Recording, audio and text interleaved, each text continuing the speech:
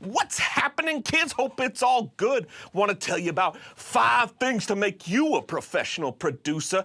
I've been doing it since 2020, so you know it's locked in for me. Let's get into it. 3 years, so still so much to learn. Hey there, music makers. Today, I want to get into more of a serious topic. There are things that I wish I knew before becoming a music producer, and today I want to get into 5 of those things that I really had no clue about before I entered music professionally in 2002. Some of these things are heavy, some are fun, but all are true after 20 plus years in music. And if any of these things are ringing true for you as well on your journey in music, why don't you go ahead and give that like button a little smack for me. Number 1, music is all about the hang. And what I mean by that is it's all about the energy that you bring to the room. It's about being able to read the room and adapt yourself to the situation. As producers, it's crucial that the artists we're working with trust us. They need to feel like they can do anything they want to creatively. They need to feel like they can be vulnerable, and they need to know that we're all working towards the same goal. They need to feel comfortable with us as a person.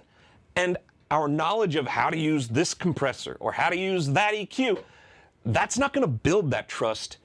You are going to build that trust. You need to nurture your ability to be empathetic. That's going to help you interact positively with other people, and it's going to pay off so much more than any knowledge of gear or musical theory ever would. Number 2, you will never listen to music the same way again.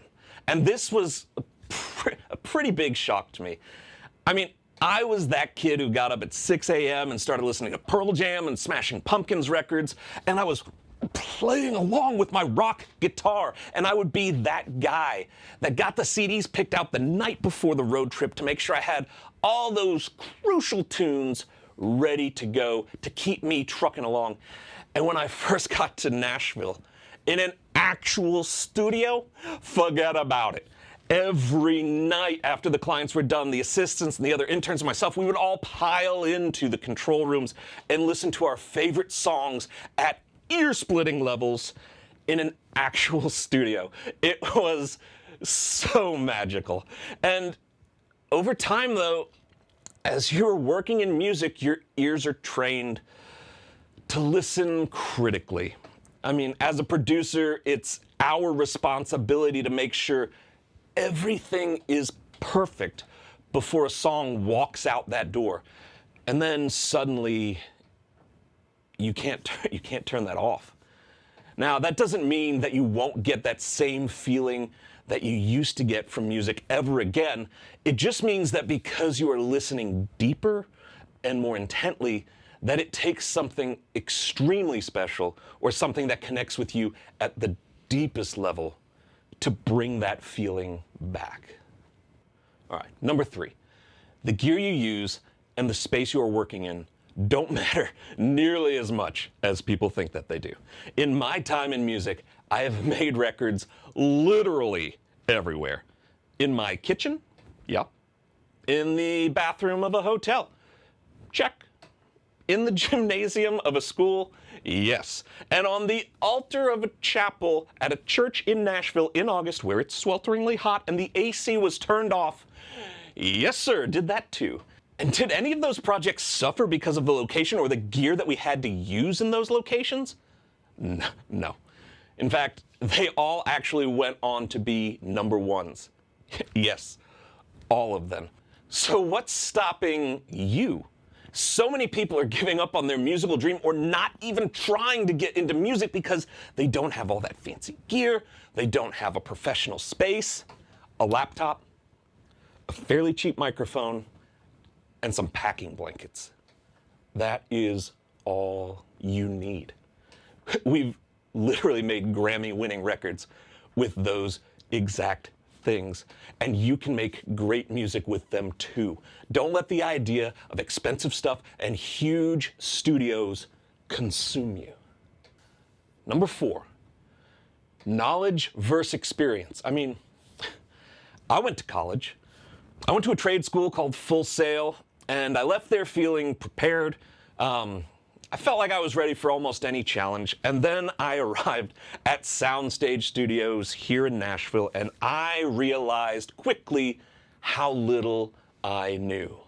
I learned that the world is not some well-maintained, always working perfect little bubble.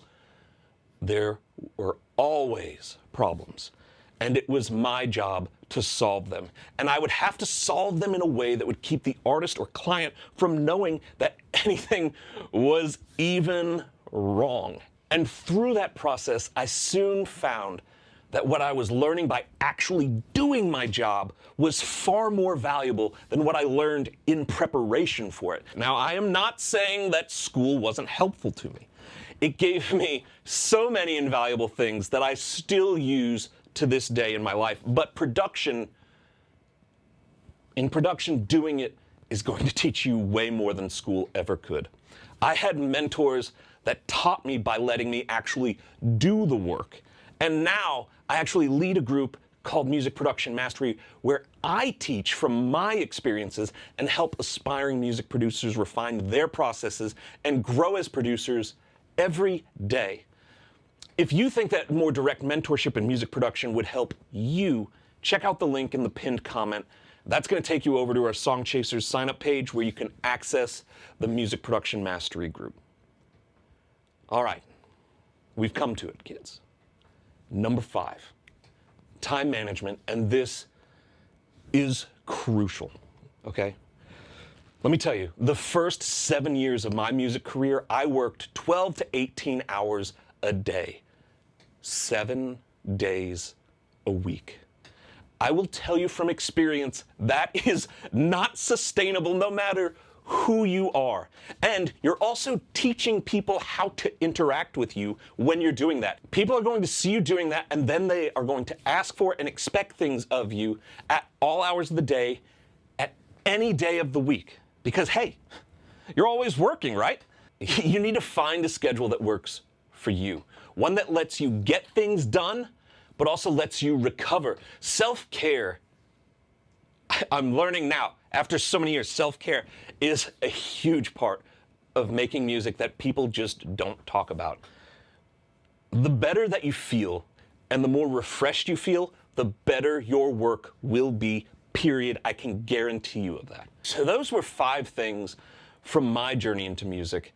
If there's anything that you wish you knew before you got into music that's not on my list, let me know in the comments below, because I would love to know what your experiences have been so far. But okay, that's enough from me.